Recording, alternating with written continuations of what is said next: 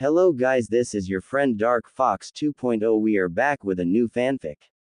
Which is what if Naruto ascended as the Crimson Dragon King, dominating power, desire, and a fierce harem of Hinata, Sakura, and Kurana, Part 1. And if you enjoy this fanfic, then please press the like button and subscribe to my channel for more fanfic like this. And no, start a new fanfic. The blonde child walked away in a huff and moved away from the store. As he did so, several more people glared at him and gave him unfriendly looks, and all he could do was look back and laugh as he moved away to find something else to do. However, it was not long before he was near the outside of the village gate that he found that he was being followed by a number of armed villagers.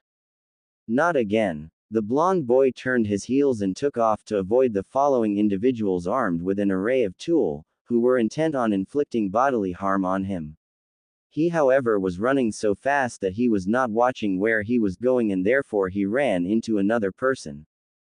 Oof. Naruto fell to the ground and he looked up and saw someone standing before him and was wearing robes of a very different nature.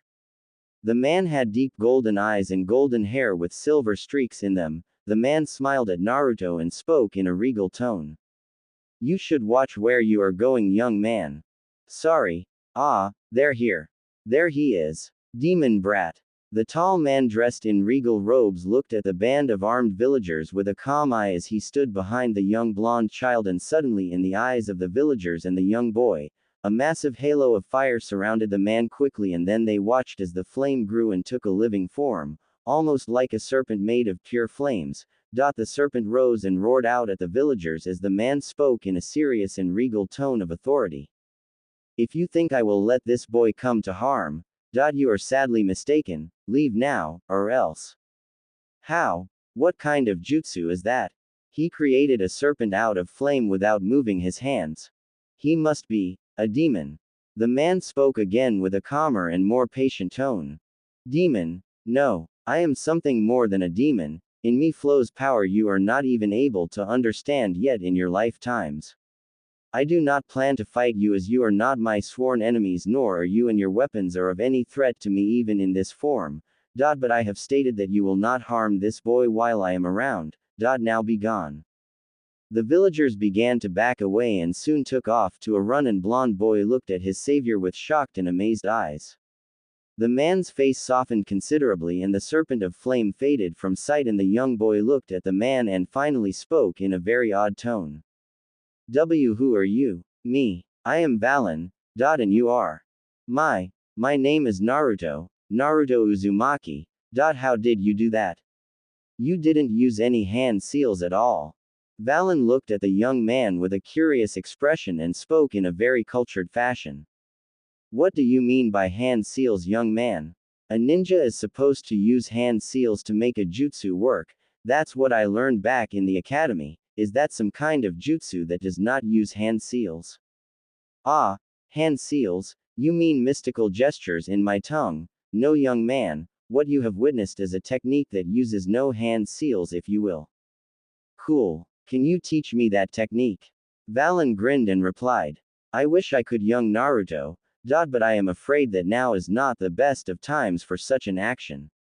"Ah, please." Naruto did his most cute gesture of pleading, earning a chuckle from the man in robes. However, that changed when the man became serious and stepped in front of the boy as a band of strange individuals dressed in black, wearing armor and carrying swords came on the scene. The strangely garbed people surrounded Naruto and Valen as the villagers came back. No doubt they had called these people to try and deal with Valen. Another band of the strangely garbed men came, and with them was a man who was dressed in regal robes and wore a strange hat on his head with an odd symbol. As the new person of authority appeared, several of the Anbu stood to bar the way of the villagers. Naruto quickly recognized the man before him in the regal robes. Old man. The old man was Hiruzen Sarutobi, the third Hokage of the village of Konoha and the current leader after the death of the previous leader of the village. He had been the one who cared and protected Naruto when he was young, and it was he who placed down the law concerning an ancient truth that had long been hidden from the young man in question. Hiruzen then spoke to the stranger. "Who are you?" "I am Valen. And from what I can see and sense, You are the leader of this village, am I correct? Yes, my name is Hiruzen Sarutobi, and I am the Hokage of Konoha. Why are you here? I came here merely to rest and move on in my journey when I saw this boy being chased by a band of the villagers and they were armed with some weapons. I naturally stepped in as I will not allow any harm to come to a child for whatever reason. I see, it seems that I am in your debt. So it seems. The Hokage looked at Naruto, who was looking at both him and Valen, and he looked back at the stranger. There was something odd about this person before him. There was power, great power that dwarfed his in a good number of ways, and it seemed that the power itself was controlled in a fashion that was unnerving. The elderly Hokage knew that despite his seeming calm, this stranger possessed enough power to rival most if not all ninja at the moment. He had to tread carefully here, and he knew it. I wish to talk to you. Come with me to the tower. Valen considered it and nodded. Very well. I accept your invitation. But what of the boy Naruto? Naruto then spoke out as he saw that this was a chance to finally be in the tower without having to deal with the villagers giving him trouble at the moment. I'll go with Valen, old man. Later. These are very interesting food items. I have never tasted these before. Sarutobi, what are they called? The Hokage looked at Valen as the stranger was currently eating some fish balls at the moment. Valen was amazingly cooperative with him and the Anbu that escorted him. When they had entered the village, the villagers who tried to harm Naruto stayed away from the tall stranger, who apparently was more concerned with the boy's safety than his own, as he gave them a calm but very serious glare that radiated power and strength that made Sarutobi know that this stranger was more than capable in the art of war. Fish balls, they are fish meat that have been specially made into balls. I see, now I must know some things about this young man that I have rescued. From what I have seen, a number of the village's residents have ill intentions towards Naruto. Why is that the case? That is a very long story. And I have made a law that forbids any mention of it. Does it have anything to do with the evil power I sensed in the boy? The Hokage looked at the stranger, who was calmly eating the fish balls but had a very serious stare, and the Hokage could tell that the man was gently asking for answers to his questions. Normally he would never speak of the past, but this man wielded a power that he had never seen before, and that was saying something for the former genius shinobi known as the Professor. It was years ago. The demon beast known as the Kyuubi attacked Konoha. It was a powerful creature. With a single blow of its tail, forests were destroyed, tsunamis would occur and mountains crushed. Many ninja of this village gave their lives to stop its rampage, and the fourth Hokage, who was my replacement after I retired years ago, gave his life to seal the demon away in a boy. That boy being Naruto, I take it. That is correct. The Yondaime hoped that Naruto would be seen as a hero before he died, the one who would bind the Kyuubi and keep the demon away from all life. But the villagers see him as a demon child. When I took up the office of Hokage once more, I made an edict to prevent anyone from ever speaking of it to others, even their children, but I fear that it will not be enough. As they look at Naruto with angry, hateful, and spiteful eyes, their children will look at him the same way. But what choice did I have? It was either that or they would harm him. It doesn't seem to work as well as you might think, however. Sarutobi nodded at that. The incident that Valen told him was but one of few open attacks on the boy by people too thick-headed with their desire to harm the child. But thankfully the Anbu he had assigned to keep watch over Naruto have done their best to keep him from harm. This day's incident was due to bad luck, and no amount of planning could change that. I know, that is why I worry at times. Iruka does his best to help Naruto live a normal life, but I feel that it will be an uphill battle for Naruto to be accepted as one of the village's people and as a ninja. Who? Iruka Umino. He is one of the Chunin instructors in our academy, and he is the one who acts as Naruto's father figure. Naruto might prank Iruka at times like everyone else, but he is the one who helps Naruto whenever they are not in the academy grounds. He sounds like a good man. Sarutobi nodded at that. He is. Iruka's parents were killed by the Kyuubi when it attacked, but he treats Naruto like a little brother and Naruto sees him as a father figure. despite their bickering, the two of them love ramen just as much. Because he was an orphan like Naruto, Iruka used to have the same lonely life, and because he knows and understands Naruto's life, he cares for him a great deal, despite the past. That is something I know greatly to be true. Valen nodded, and as soon as he was finished eating his food, he spoke to Sarutobi. You wished to know who I am, Sarutobi. I believe that was a question in your mind when you and I met, and I have no doubt that the villagers have told you of my powers. I can assure you that I am no demon, though I am not entirely human either. Sarutobi looked at Valen and was patiently waiting for answers, and he knew that several hidden Anbu were ready to respond should something go wrong here, though he doubted that they would be a match to Valen, as he could tell that whatever Valen truly was, his powers would be far beyond them and even his. I can show you just who I am, however this will be for your eyes alone, this will not hurt, but brace yourself nevertheless.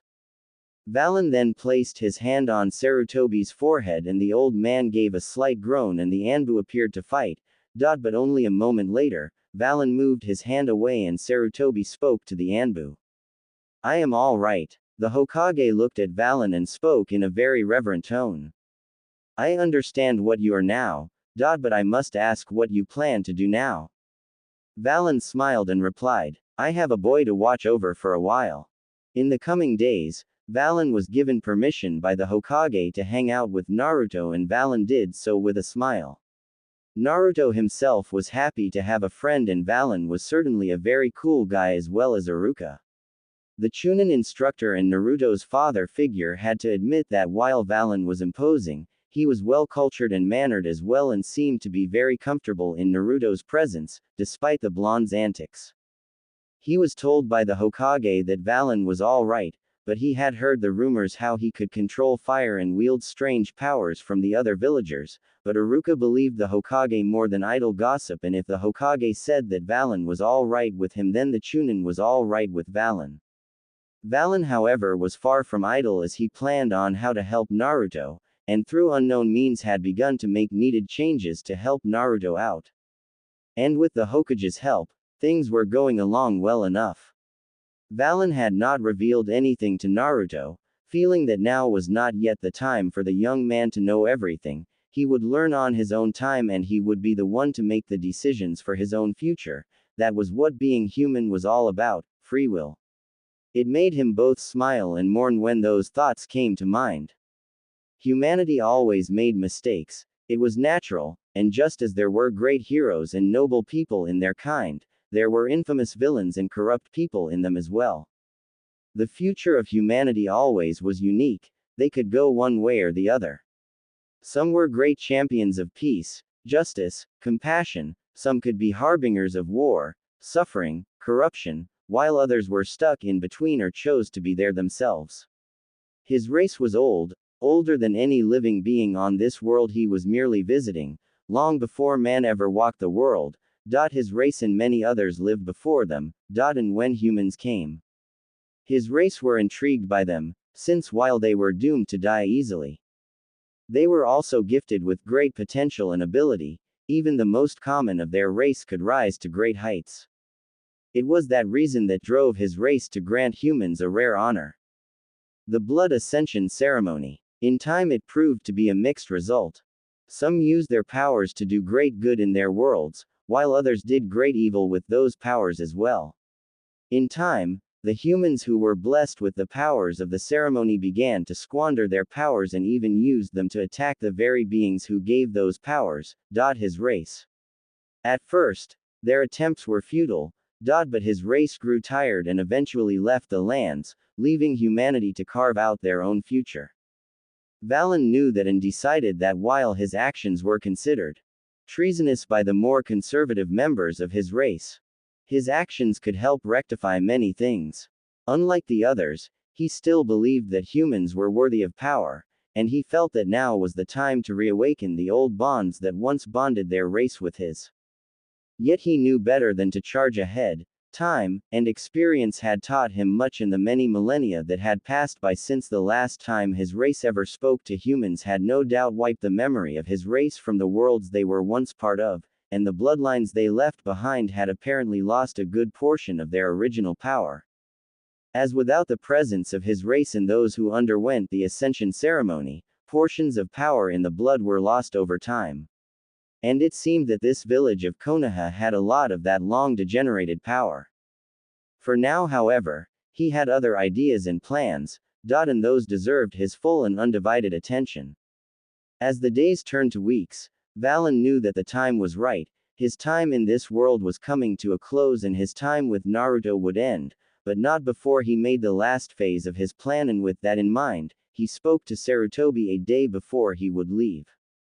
Suffice to say, the conversation was very much different and the Hokage was not entirely agreeing with the plan, but he promised Sarutobi that he had made the plans and contingencies that were necessary for Naruto.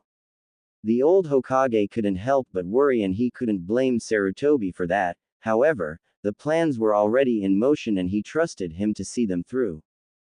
Naruto was not happy. "You can't be leaving now of all things, it's going to be my birthday today."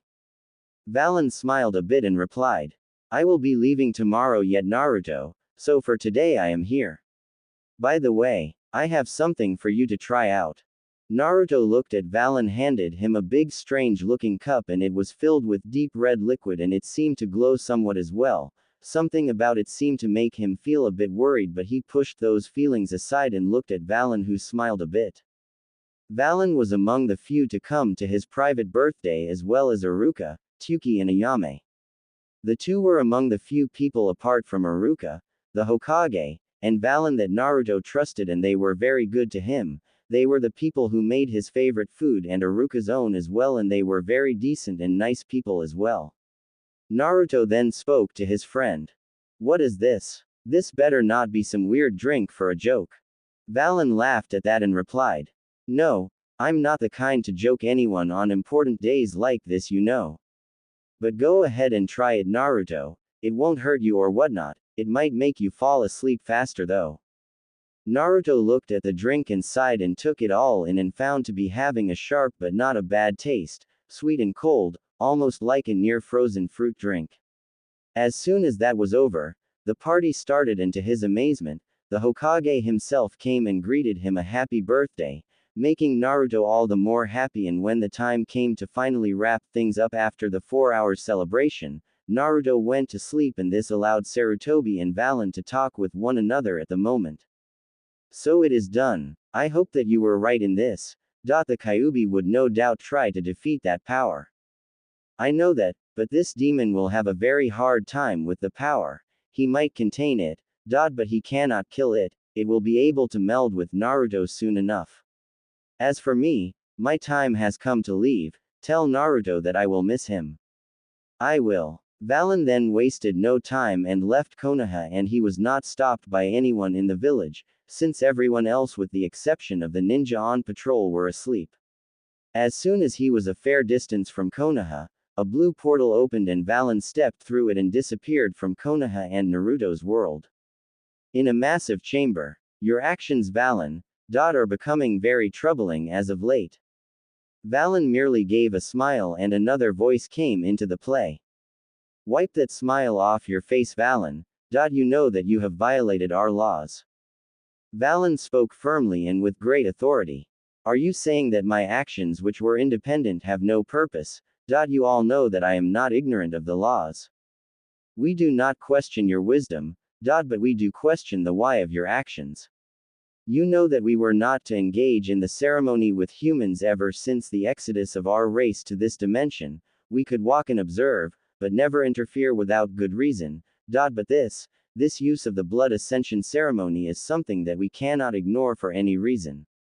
It was my decision to do so, and I have already weighed the possible outcomes personally." Have you truly? Do you realize that such power in the hands of humans will bring untold things to world you were in? Yes, and I will not take it back. If anything goes wrong, then I will deal with this myself. The beings questioning Valen were robed and hooded, but their eyes glowed with great power as they regarded Valen, and one of them spoke as well. "See that you do, Valen. You are one of the oldest of this conclave and the strongest and wisest, but your irrational actions at times have brought headaches and even disgust in the conclave. However, if you are willing to shoulder this responsibility, then so be it. As the hooded beings left, another figure appeared behind Valen and Valen turned to face his new companion. The person appeared human but was covered in a very intricate set of tattoos that were gold on his slightly dark skin color and had a pair of wings in a bat-like form behind him, and his eyes were glowing slightly in a golden light. The human-like being had deep black hair with stakes of silver in it as the man wore pants with armor on it along with arm guards and boots. The new arrival then spoke to the disguised dragon who was still in his human form. "They're not happy with you again, master." Valen chuckled at that and replied, "I guess they would not be, given my rather unique choice of action recently. They have good reason in this case. You know as well I do that they have good merit. Many humans have abused the blood ascension ceremony and used the gifts bestowed upon them for their own selfish desires and their mad quests for power, knowledge and immortality. And we all know the outcome of those things, either we slay them or those who are of like powers kill them as well. True. But keep in mind, Fenrix, that there have been just as many humans who use the powers of the blood ascension ceremony for the right reasons and have been paragons of light, truth, justice, compassion and peace as well. And it is they who slay those who commit evil and destruction, and so do those born of such unions, as you well know." The winged and tattooed man, dragon nodded at that. "I do not question that, master. But there are few of them left in the worlds where we once resided in. There are too few humans like them in this day and age now." "True. But that is not an excuse to give up faith and hope for humans. I for one sensed a great destiny before this young child. He can be the savior of his world, or its destroyer. The day I met him and sensed his potential, and his life. I feel in my old bones that he will be the greatest one of his world, and I pray that he will take the path of being its savior and not its destroyer." You doubt me, Fenrix. "I do not, master. I simply wish to know more of this human that you bestowed the blood ascension ceremony to and your blood. He must be truly someone special for you to donate your sanctified and unlocked blood to. His name is Naruto Uzumaki, and the past few days I spent with him are enough for me to deem him utterly worthy of the blood ascension ceremony. He carries a burden with him that will shape him for the rest of his life, and I believe that my blood that now flows in his veins will be the key for him to truly be stronger than anyone." "I see. Tell me about him." Valen sat down and so did his half-dragon student, and the two discussed the life of Naruto, and as time passed Fenrix looked at his dragon master with some surprise. "You bestowed him your ceremonially consecrated blood even if such a being is inside him. That was a great risk you took, master. There is a chance that demon might have sealed the blood when you accomplished the ceremony and allowed Naruto to drink it." "I had thought of that. However, that demon will have a hard time containing that power as it will filter through slowly. You know my lineage after all." "I do. I guess that since you have committed this action, then nothing can reverse it. But you know that it is law that should one undergo the blood ascension ceremony, then another must serve as his or her guide, or that person will not be able to truly utilize and control the powers that flow now in their veins. And this Naruto will be no different despite your lineage, he will need a guide, master." Valen nodded and replied, "That he does, young Fenrix, and you shall be his guide. I charge you with his education and his training in the ways of the dragon ascendants." "Me? Yes. You are a dragon ascendant yourself after all. You know its power and the responsibilities entailed with it, and there is no one else more qualified in my mind than you, my young student." "I'm not exactly young anymore, master. Truly, at least by human standards, of course. Time moves much slower for you and I, and we are older than any living mortal. However, my decision has not changed. Will you do this for me? If that is your wish, I shall do as you ask. I just hope that this Naruto that you speak so highly of is truly worth your praise and the blood ascension ceremony that you performed. He is, more than even I can imagine. Take good care of him and teach him well. He can be a true hero with the proper guidance."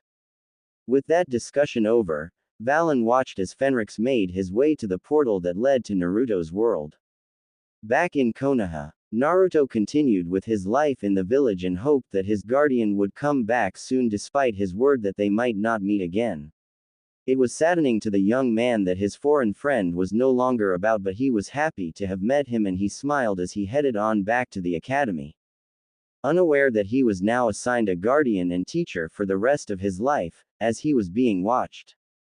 Fenrix watched Naruto from a very fair distance using his dragon vision. This allowed him to observe Naruto without being seen by others. He did this as he felt that it was time to observe just what was it about the boy that sparked his master's interest. Open your eyes, Naruto. Naruto opened his eyes and was surprised to see that Iruka's forehead protector was gone, and it was then that Iruka told him the words he had longed to hear ever since he had been in the academy. You've graduated, Naruto. You are a genin now. Iruka-sensei. So the boy knows his burden now, but was not driven to anger by it. And he has managed to fight the one who is like family to him. Good. Fenrix said as he observed Naruto and Iruka from afar. He had been concerned when the traitor Mizuki had made his moves on Naruto, but he was impressed as his future student had not given himself over to hatred and rage, and hearing that Iruka cared for him for real despite the past and considered him a good ninja of Konoha even if he makes mistakes and more. At least his heart was in the right place, and that made him a real man, not a beast. That impressed Fenrix and made Naruto cry as the Dragon Ascendant watched as Naruto fought Mizuki, and he had saved the man he considered family. It seemed that the boy would reach his dreams, and there was good promise in the boy after all. He also took the time to study Konoha and its people well, to know what was it about this simple warrior village that sparked the interest of his master, and it seemed that a considerable portion of the people here had good talent and ability, and he was interested in the bloodlines in this village, though compared to the dormant bloodline in his soon-to-be student, theirs would need a lot of work to come close to even a fraction of the power lying dormant in Naruto. However, Fenrix had his worries to think about as he looked at the happy scene between Naruto and Iruka, who he knew well enough. From now on, we're rivals. Naruto and Konohamaru looked at one another, and the two gave grins at one another, and they parted as good friends and rivals as they were getting ready for the soon-to-come time that they would fight one another for the title of Hokage. Fenrix looked on and noted the change in Konohamaru when the boy associated with his future charge. The boy had finally understood that defeating his grandfather would never earn him the title. He had to work hard and train hard to be a true successor to the title of Hokage, and if he had not associated with Naruto, then it would have never sunk into his mind. His charge was proving to be a very interesting person. Fenrix couldn't help but chuckle a little as he watched Naruto work with his new team. This Sasuke was supposed to possess the Sharingan, a bloodline trait that granted considerable abilities to its owner, though the Dragon Ascendant had not seen it in action yet.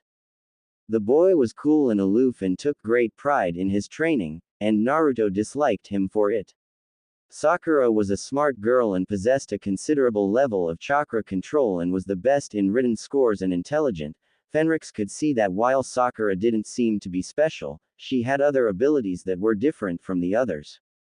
He observed Kakashi and admitted that while the Jonin was late considerably, loved reading perverted books, and more, the man had great promise as a ninja, and according to what he had researched about the Jonin sensei, he was a good teacher for them all at the moment. And he had to admit that this Jonin would be interesting to see in action. Fenrix nodded as he watched Naruto speak with Haku in the forest. He had been concerned when Haku attempted to harm Naruto, but he was curious why he stopped. He listened to the conversation between the two, and while he had a feeling that he should move in, he chose instead to watch once more, to see what will happen.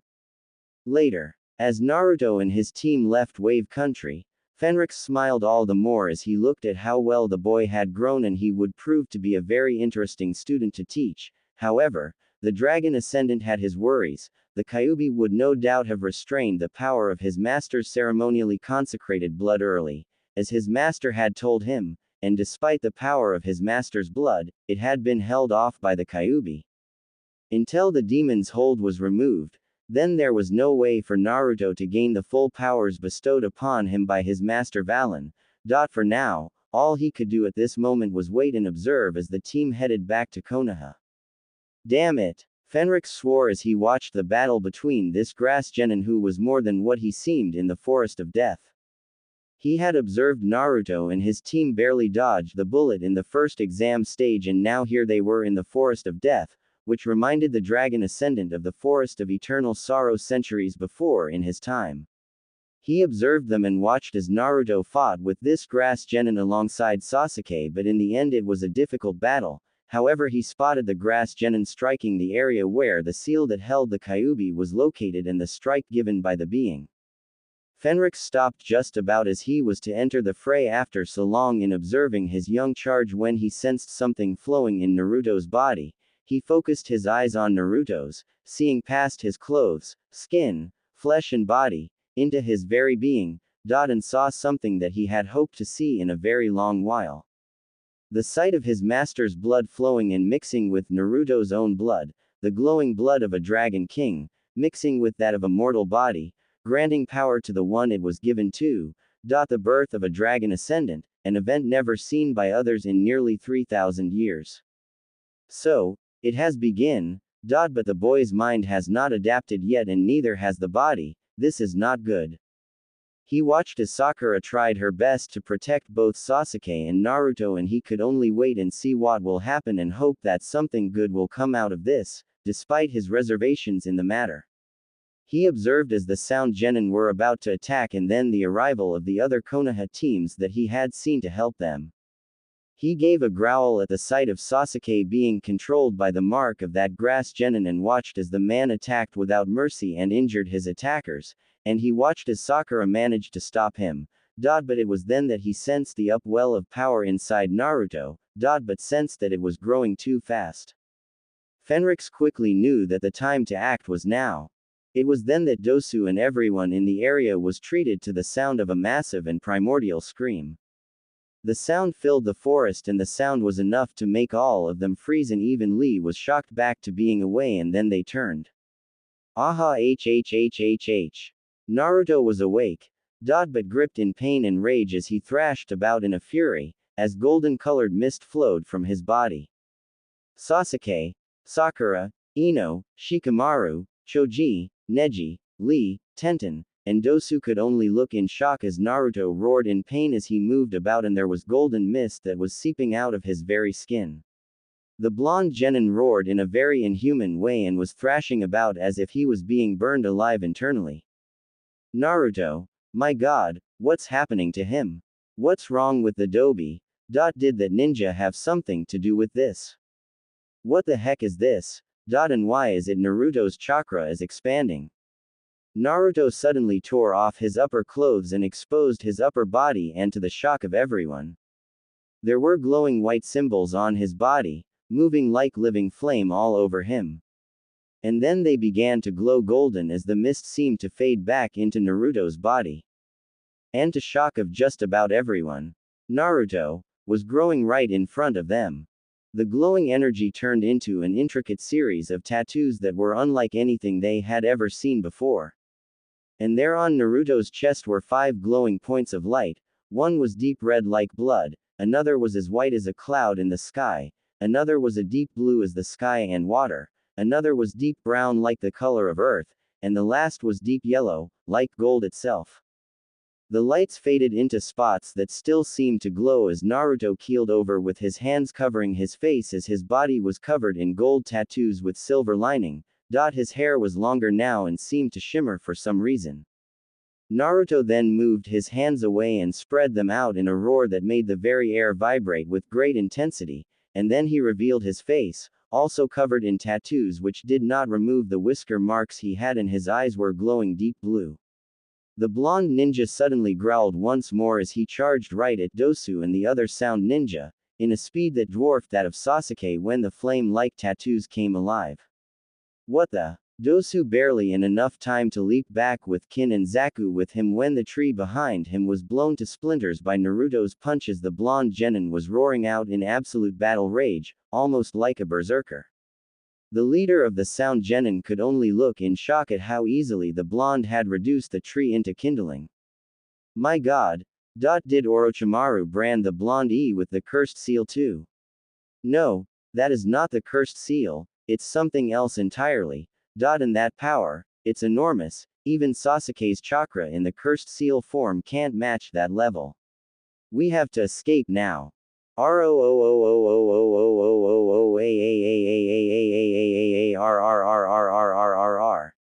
Naruto leapt out at Dosu and lashed out with a powerful wave of pure destructive chakra that the ninja barely evaded as it reduced a nearby tree and a boulder into nothing.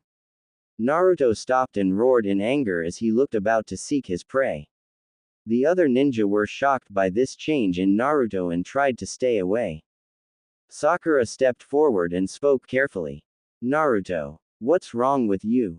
Ino, who had fully recovered from the technique she used on the sound Genin-kin, was shocked that Sakura was actually trying to talk to Naruto, who was somehow in a feral rage. She got up and shouted. Forehead girl, what are you doing? Get away from there. Naruto turned and his glowing gaze was aimed right at Sakura, who stopped as she was paralyzed with fear as something in Naruto's glowing gaze was primal and deadly. The blonde ninja opened his mouth and out came silver mist from his mouth and he clenched his fists and was about to move. Sakura barely had time to react when Naruto was now right in front of her in a heartbeat. She had barely moved an inch and despite being nearly 20 feet from her. Naruto closed the gap instantaneously. My god, he moved so fast I didn't even see it. However, Naruto didn't attack Sakura at first, merely gazed at her and then raised his right hand and his clawed fingers touched Sakura's cheek for a moment and he growled softly, making the others tense up even more. Somehow, Naruto was not attacking Sakura, but that could all change. It was then that a voice was heard. Naruto. Naruto and the others turned to see a robed and hooded man appear. The man was taller than any of them. Almost the same height as Kakashi himself.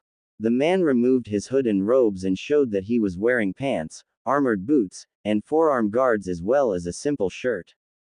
The man suddenly growled in a way that resembled Naruto, and to the shock of the ninjas present, the man's body was suddenly covered in the same gold and silver mist, and in a moment, he too had the same tattoos as Naruto did, though in a different pattern than the ones Naruto had.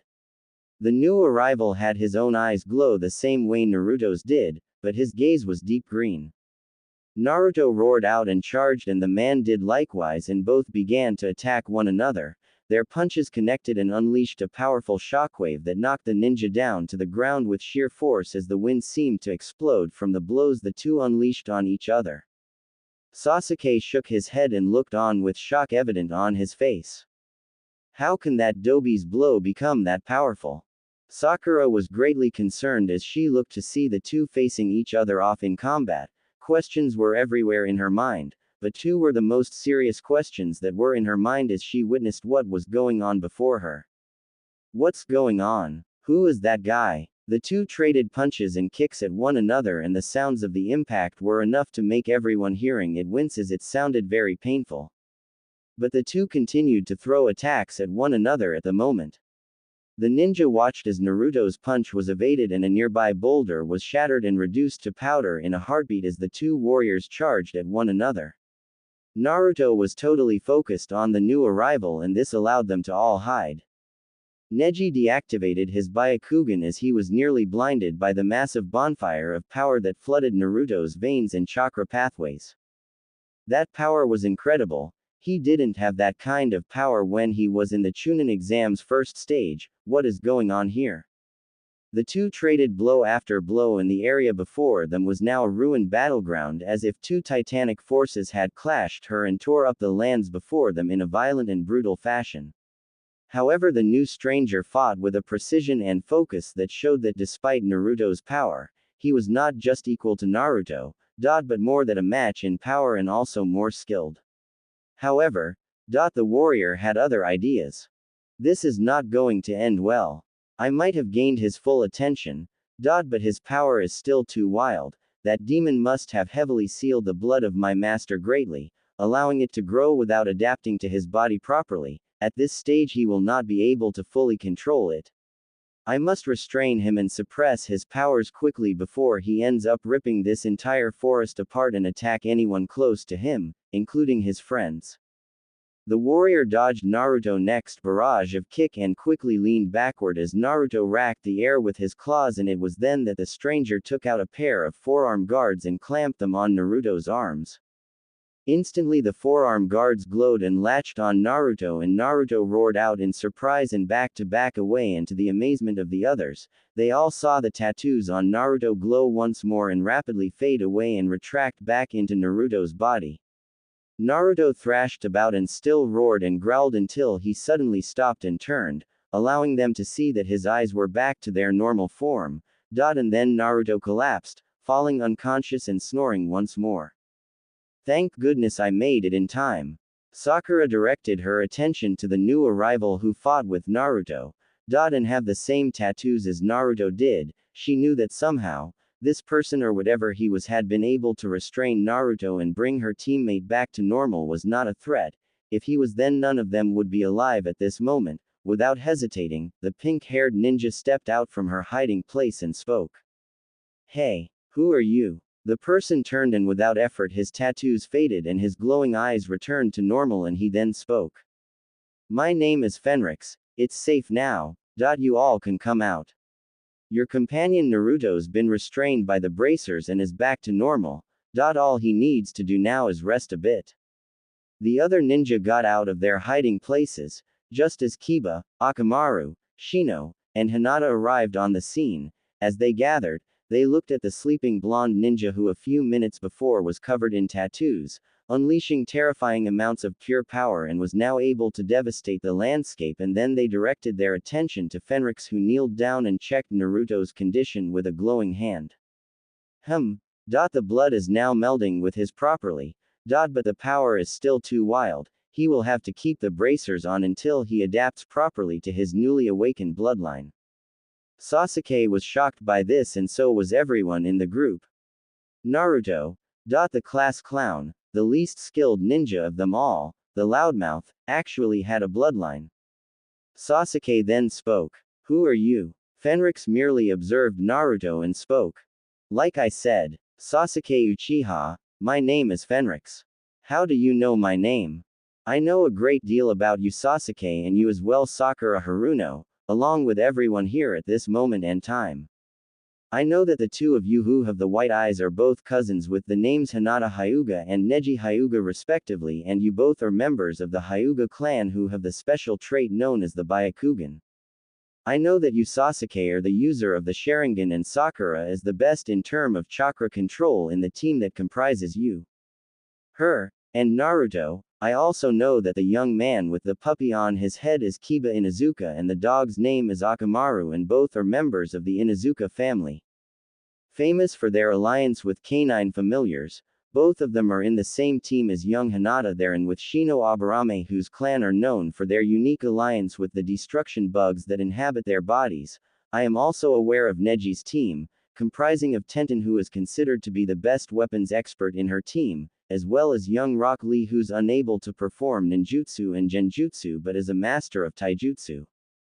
I also know that the one who loves to eat is Choji Akamaiki of the Akamaiki clan, who can manipulate their body size easily. The other is Shikamaru Nara, who possesses a very high IQ despite his laziness and is a user of shadow manipulation. And lastly, the blonde lady is Ino Yamanaka, whose family are known for being able to switch minds with their enemies. I know everything about you all.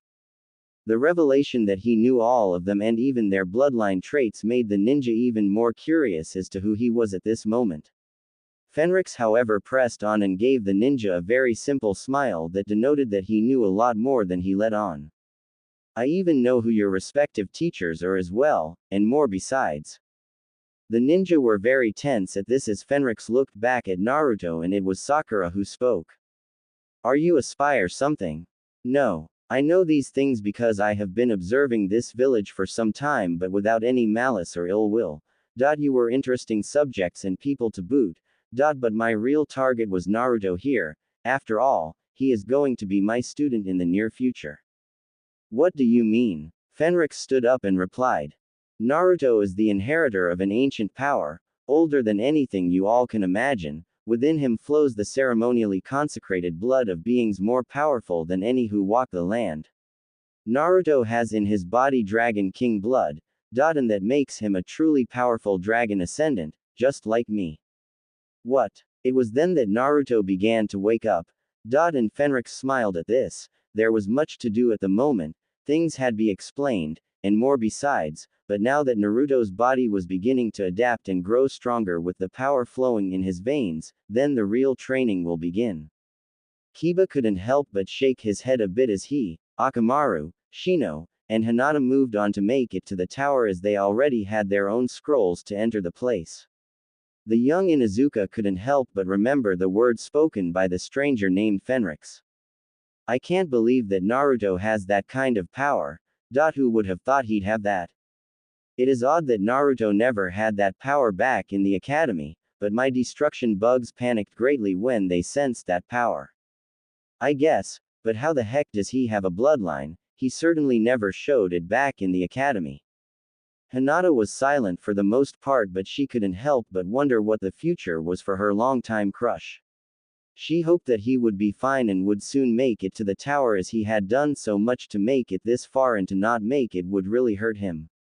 Her thoughts then wandered to the stranger who was there with Naruto, Sakura, and Sasuke at the moment, but for now, her team had to worry about getting to the tower. They were not the only ones, as Shikamaru, Ino, and Choji were moving along, as well as the team of Lee, Neji, and Tenten. As they made their way to the tower, they couldn't help but wonder what the future would hold for them as they were getting closer to being Chunin, while they thought of what will happen when they would meet with Naruto and the members of his team. Shikamaru had to admit that he had thought that Naruto's team would be easy to deal with even with Sasuke present. Now he was happy he didn't push through with that idea.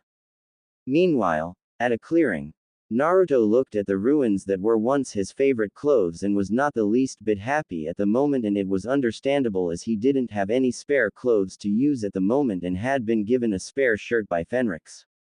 The young man in question was hauling a pair of massive tigers that appeared to be dead with their necks broken.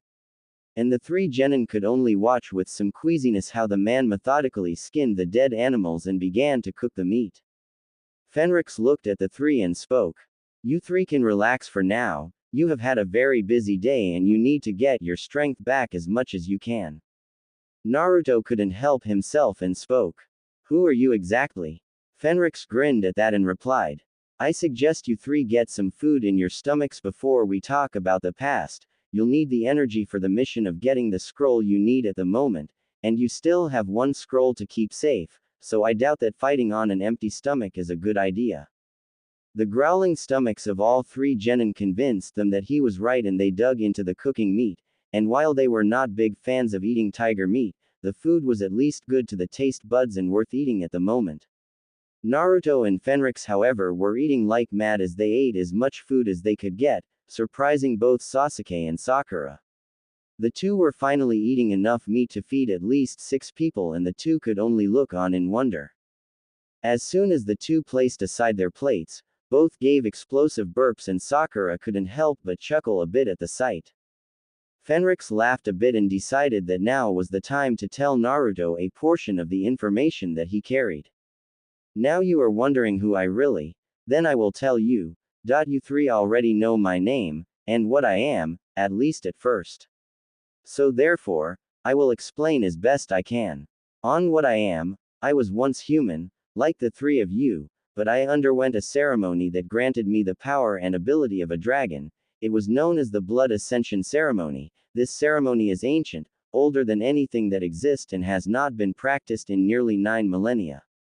Naruto scratched his head at that and asked, what's millennia? Millennia? A millennia is a number of years, namely 1,000. So this special ceremony has not been done in nearly that long, 5,000 years. The dragon race was the first and the only race to have this powerful ritual. This ritual was made by the dragons to pass their powers on to other beings, namely humans. Long ago, when humans were still starting in the building of their civilization, dragons took notice of them and were interested in humanity.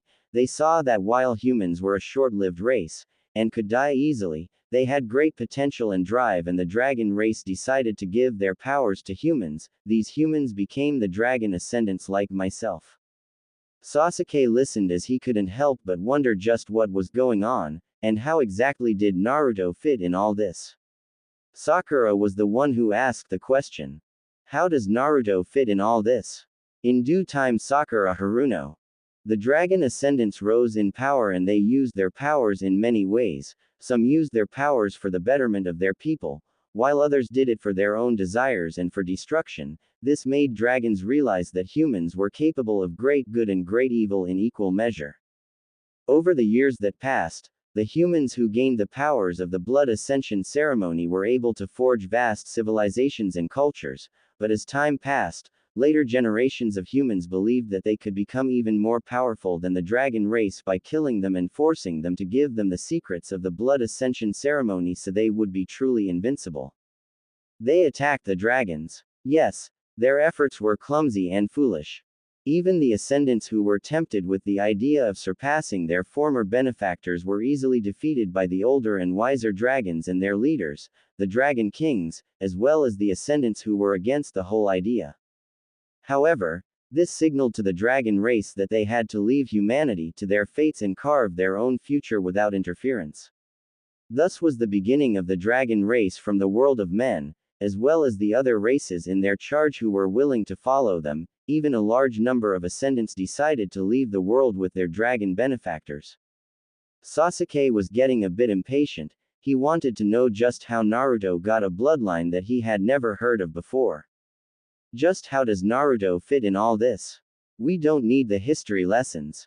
Fenrix gave a dark glare at Sasuke that was enough to silence the Uchiha as the eyes of the dragon ascendant took their glowing green hue. This made Naruto and Sakura nervous as they had no idea how the situation will turn out. Fenrix then spoke seriously and showed his displeasure for Sasuke's actions.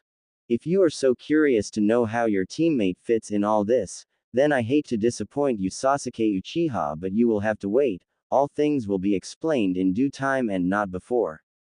So hold your tongue and listen first. Your world's history is tied to this story as well, so do me, your teammates, and yourself a good favor and be silent. Sasuke would have normally ignored the warning, but something about the change in Fenrix's demeanor told the Uchiha that he was treading on dangerous ground, and so he nodded as he held his tongue. Fenrix relaxed and took a deep breath to relax his own thoughts and continued to speak. The dragon ascendants who were left behind thought that their already existing power was all they needed.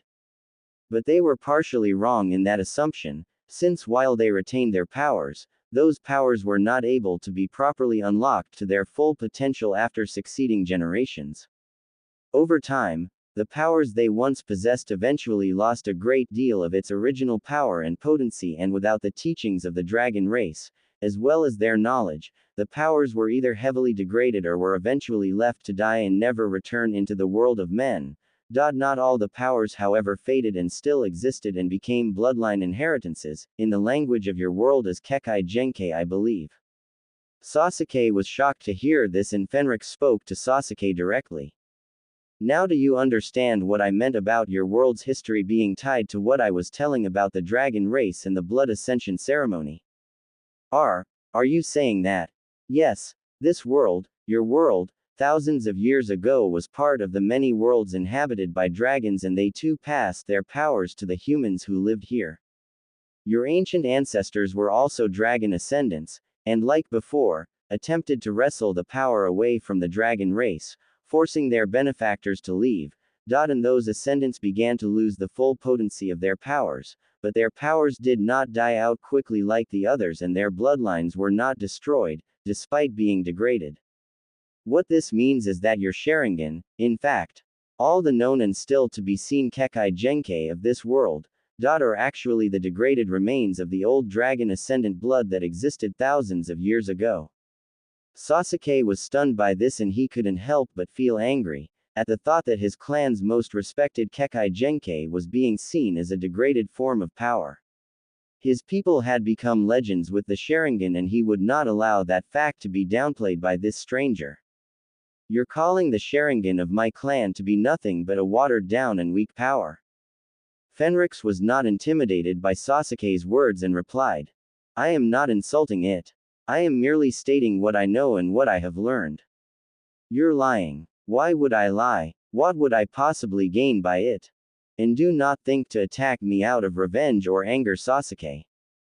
I might not look like it, but what you have witnessed before is merely a tiny fraction of my true power. I am already 1,500 years old by human standards and years, and I am far more powerful and skilled than Naruto despite his status as a dragon ascendant like me. I have more power and ability than you could ever hope to accomplish in your lifetime, so if you decide to fight me, know that I can easily crush you like an annoying insect, so I suggest you calm down and keep in mind that I have no interest in you as an enemy for that matter. So don't waste either my time or yours, for both our sakes. Naruto was getting even more confused. Wait a minute here, when did I ever become a dragon ascendant?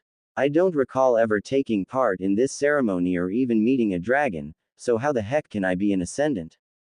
Sakura nodded at that as she wanted to know even more on this mystery. I have to agree with Naruto, if what you said was true, then there have been no dragons in our world for nearly 10,000 years, and if the blood ascension ceremony has not been done for that long, how could Naruto become an ascendant if there are no dragons in our world and they are the only ones who can make the ceremony work? Fenrix smiled. Finally, you are asking the right questions. Tell me something, Naruto. Have you ever met a man by the name of Valen in your younger years? Naruto thought back as the name was very familiar to him, and as he thought hard, it was not long before he recalled the foreigner who had become his friend for a number of months before he had left on his birthday all those years ago. Yeah, I remember someone with that name. He was so cool. I remember him scarring a number of villagers with that cool fire serpent jutsu that used no hand seals. It was awesome. I asked him to teach it to me, but he said he couldn't. Do you know him? Fenrix nodded. Yes, I do. Valen was my master, and a dragon king, one of the 5 rulers of the dragon race. No one was more shocked than Naruto himself. No way. Valen was a dragon, but he didn't look the least like a dragon. He was human. Dragons have many powers, one of which was the ability to take a human appearance, unlike ascendants who were humans to begin with and thus can take a dragon-like appearance once their powers and bodies had fully matured and at their highest levels of power. He was able to begin the blood ascension ceremony and bestowed his consecrated blood to you on your birthday, when you last saw him. Do you remember the cup that he handed to you during your birthday? Naruto recalled that and he was shocked even more. I drank his blood. Yes, and it was already consecrated, thus you were able to receive its power in full form, and that makes you the very first dragon ascendant to walk this world. However, the reason your powers awakened late in your life was that due to certain circumstances, your dragon blood was sealed away in your body and it was only now that it awakened. Fenrix sighed and thought back on the other dragon ascendants who woke late to their powers for different reasons and what were the results of that. Naruto then looked at the bracers that were on his hands and Fenrix noted that and spoke. Those bracers are specially crafted and enchanted. When you awaken to your dragon blood, you were not yet mentally and spiritually strong enough to control your power and your Dragon King bloodline, which resulted in you becoming a berserker and you attacked others who you saw. If I had not stepped in, you might have turned on your friends. What? Why couldn't I remember this? Your human mind had not adapted well to the power and you regressed into a more bestial state, and do not think you are the first. There have been others who were late in awakening to their hidden powers and their bloodlines, and they had to wear these bracers which were placed on them by their mentors. These are not meant to be permanent, however. Once you have developed the mental and spiritual strength, the bracers will no longer restrain your powers, they will eventually unlock themselves and you can remove them, but until you develop the control and focus needed, then they remain with you. He then looked at Sasuke, who was still fuming mad, and replied towards Naruto and Sasuke. Also, since this is your first time using a bloodline such as this, Naruto, you will have to start from scratch. Unlike the Sharingan, which has been handed down from generation to generation among the Uchiha clan, your power is still in its infancy and is not yet fully grown. In dragon terms, you're still very much a hatchling, and thus, your powers will need to be refined and perfected. So I have to learn how to use this power properly. Correct. That is why Master Valen sent me to be your guardian and teacher in the ways of the dragon ascendants. Another thing that I can tell you is that as a dragon ascendant, you can also undertake the blood ascension ceremony in order to pass a portion of your already existing power to another individual, to make him a dragon ascendant as well. That got Sasuke's attention right off the bat as he looked at both Naruto and Fenrix. However, this is something that is not to be taken lightly. You have to grow in power, knowledge, skill, and more before you can do so. If you attempt to do the blood ascension ceremony without the proper training, maturity in body, mind, spirit and experience, plus without the fully mature powers, the results could be disastrous, for both you and that one you wish to pass your powers to. How disastrous would it be? Sasuke asked, and Fenrix simply replied. You both can either suffer intense pain both physically and mentally, as well as crippling yourselves and being reduced into invalids, or if things go really wrong, then the both of you will die. The silence was deafening at that, and as soon as the reality set in, Fenrix then decided that now was the time to explain to Naruto some of the basic powers that he possessed at the moment due to his dragon blood. However, even with the bracers on, you are already unleashing signs of your powers, at least not totally visible ones. Hand me a kunai. Naruto and the others looked at one another and were very hesitant, but Sakura handed Fenrix one and he took the weapon and spoke to Naruto. Naruto, give me your arm. Naruto did so, and before he could blink, Fenrix grabbed his arms and stabbed him with the kunai. The ninjas panicked and quickly drew weapons while Naruto was released, and Fenrix laughed as he showed them the kunai, which was broken and several of its blade was actually shattered at the moment on the ground. The others were surprised by this, and Naruto looked at his arm, and saw that there was not a single drop of blood, not even a scratch.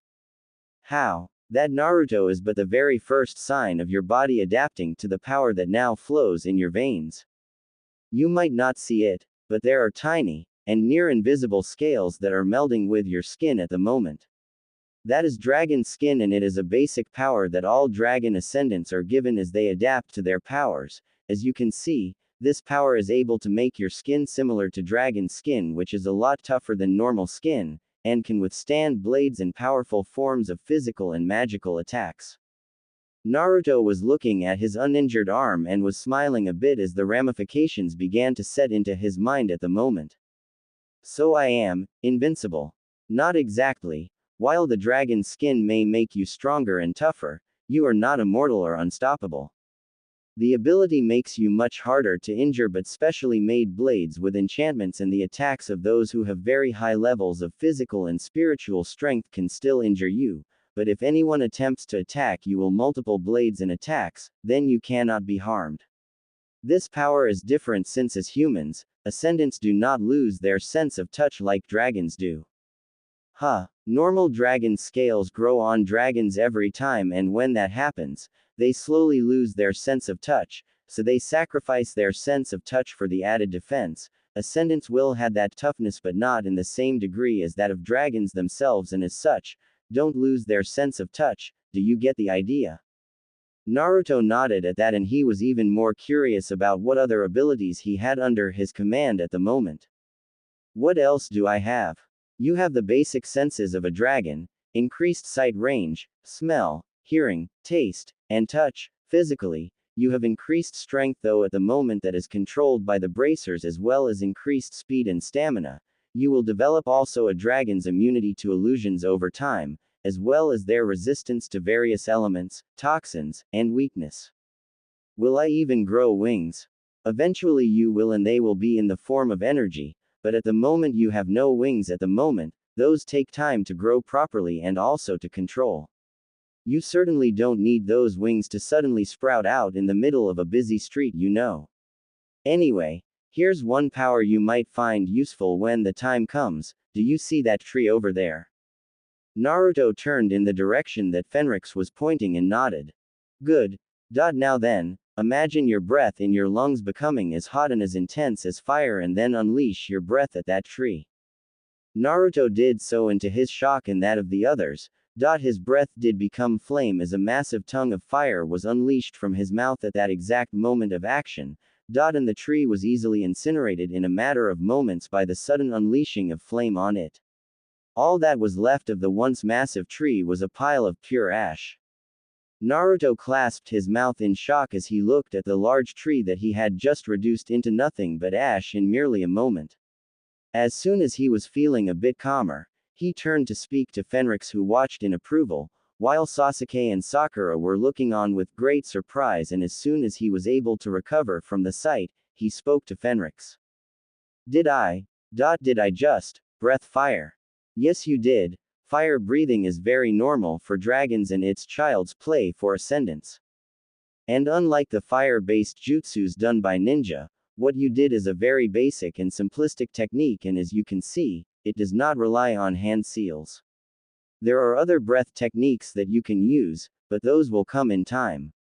For now, however, I suggest we get moving. This cooking fire will no doubt attract all manner of predators and other ninja, and while we can handle them well enough, now is not the time, and you three need to find another team to get their scroll, am I correct? As they moved out, Kabuto made his appearance, and while the genin who had taken the exam 7 times was surprised to meet the Dragon Ascendant, he couldn't do much at the moment as Fenrix had no intention of leaving his charge alone for the time being.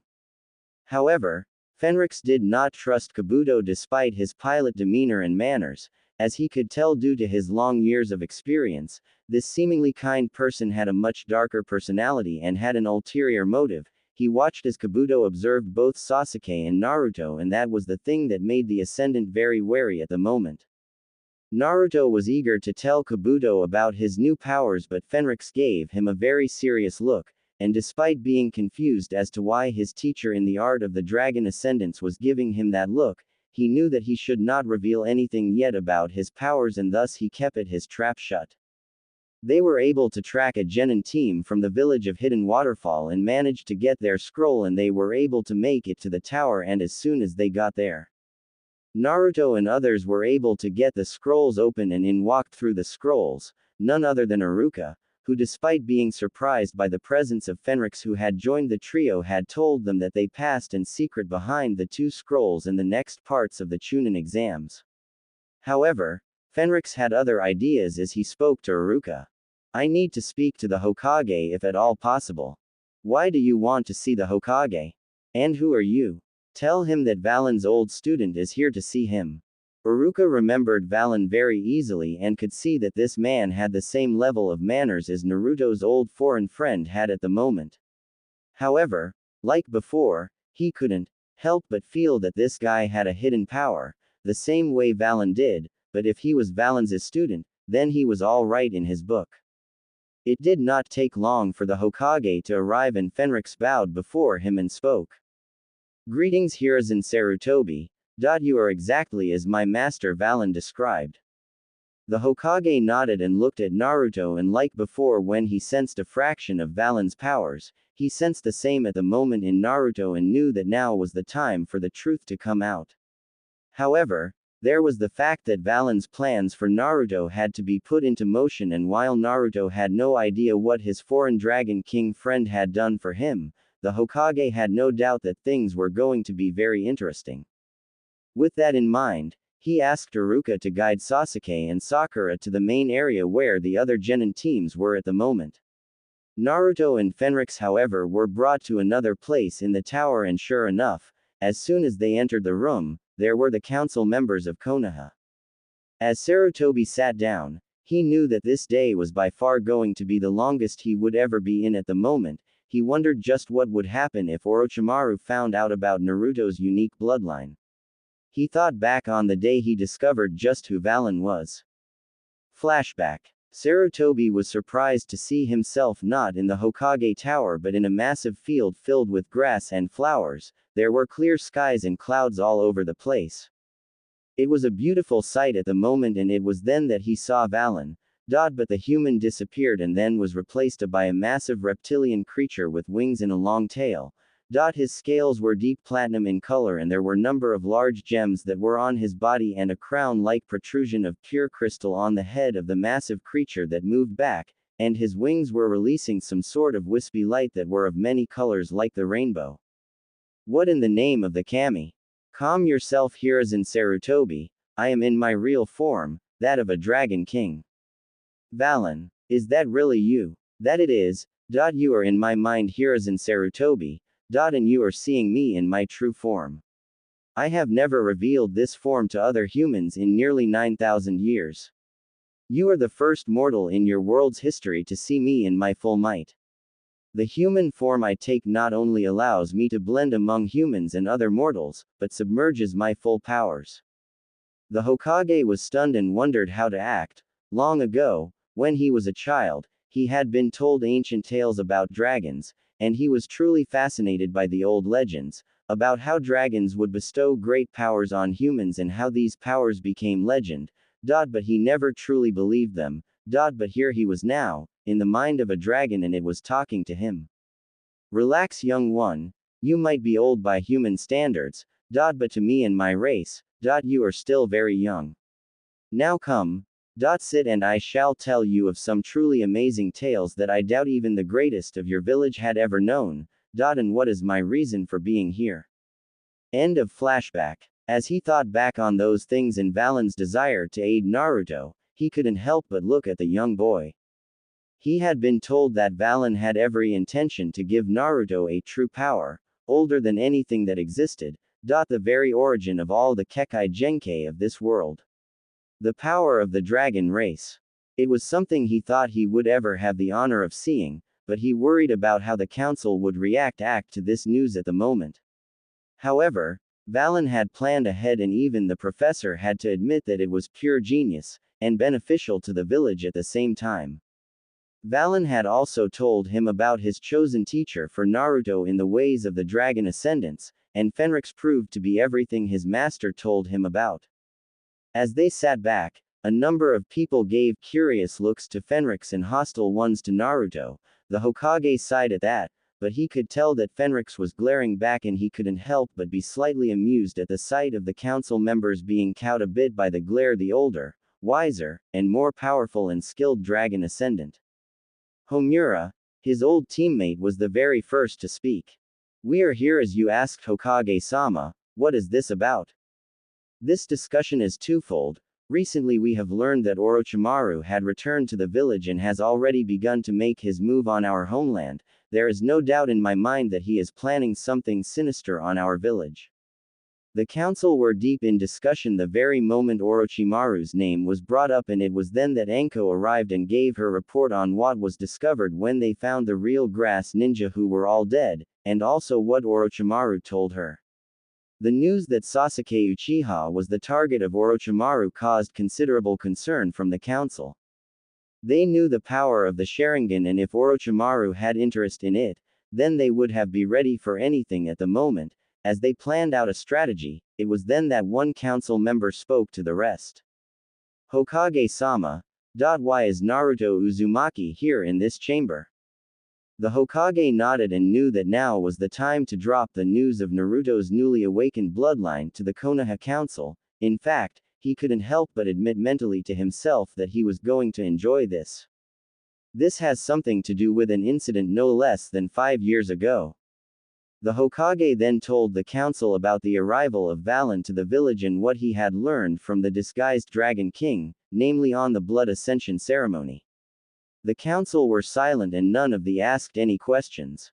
But many of them were directing their attention to Naruto and were studying him, trying to determine just how could this child who carried the Kyuubi could have such a bloodline.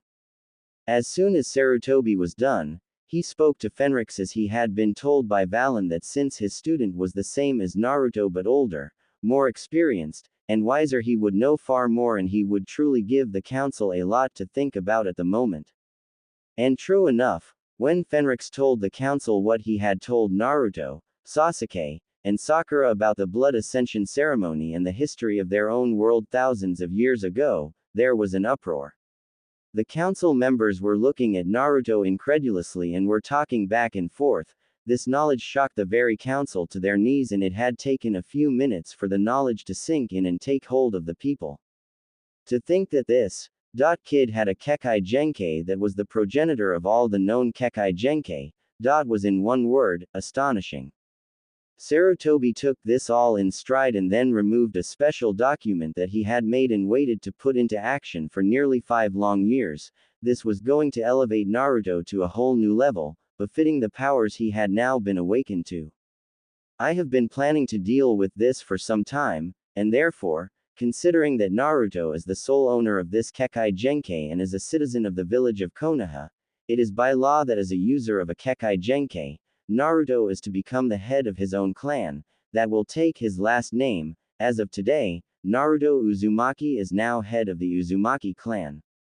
Naruto was stunned by this as well as overjoyed. In just one day, he had gone from a simple genin with a dark secret to the head of his own clan and wielding a Kekkei Genkai that was now recognized as the progenitor of all the Kekkei Genkai in existence. Homura and Kaharu were very much in shock as well as just about everyone in the council, and it took a few minutes for Homura to speak. We need proof to see if this is all true. Fenrix nodded and replied. Fair enough. As the council was ended with Naruto swearing not to reveal anything to his team and also to prepare for the soon-to-come announcement of his being head of his own clan. Fenrix and Naruto went back to the other genin, with the Hokage planning to speak to Kakashi in secret soon about all that was happening in the shadows. Fenrix then spoke to him in secret. Naruto, I will allow you to use your powers in this fight. Once you start the fight, you will be part of. Summon your Dragon King blood, and when you feel its powers come, say the words, Dragon King blood, release, and think of an elemental form. How will that work? You'll see. As Naruto arrived, the others were surprised that he finally arrived, and the Hokage then told them the true purpose of the exams and what was about to happen. Sasuke himself was eager to get things going. But apart from wanting to fight both Gaara and even Neji Hyuga, he had developed the desire to fight Naruto himself. He was not going to let this new Kekkei Genkai beat the Uchiha clan's Sharingan, despite the fact that Naruto's Kekkei Genkai was supposed to the pure version and much more powerful than the Sharingan and the ancestor of the Sharingan. He would not let the Sharingan, the pride and honor of the Uchiha, be overshadowed by anything, even this Dragon King bloodline. The thought of using the Sharingan to beat Naruto had made the seal react, and he held his shoulder in pain once more. Sakura saw that and couldn't help but feel even more concerned by what was happening. She had seen and heard Orochimaru's dire warning and plans to take Sasuke, and she couldn't help but feel even more afraid of what might happen if Orochimaru.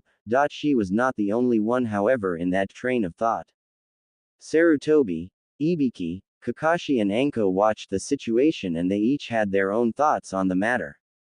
The elderly Hokage wondered if he was making the wrong move, but focused himself on the here and now, since if he tried to do something that could alert his former student of their plans, then things would be in even greater danger. For now, they had to play along that they were just becoming aware of the situation and keep Orochimaru in the dark about their covert plans.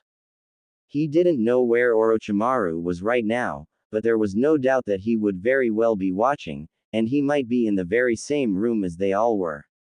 Naruto told them that Orochimaru had sent the Sound Genin as an assassination team for Sasuke, so that would mean that he could be in league with Sound or had manipulated them to fight for him.